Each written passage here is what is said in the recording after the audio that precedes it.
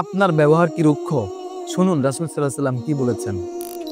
রাসূল সাল্লাল্লাহু আলাইহি সাল্লাম বলেন, যেই কাজের সাথে নম্র আচরণ থাকবে সেই কাজটি সৌন্দর্যমণ্ডিত হয়ে ওঠে, আর যখন তা থেকে নরম আচরণ তুলে নেওয়া হয় তখন তা বিকৃত হয়ে যায়। নরম আচরণ শুধু ইসলামের শিক্ষা না, বরং এটি ঈমানের একটি অংশ।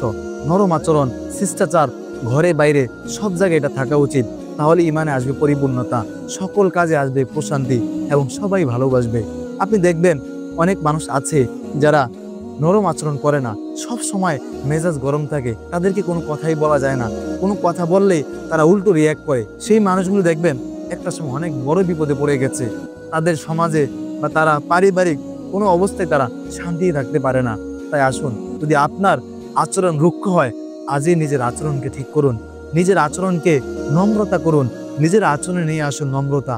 তাহলে ইনশাল্লাহ সবাই ভালোবাসবে, আল্লাহ আপনাকে ভালোবাসবে।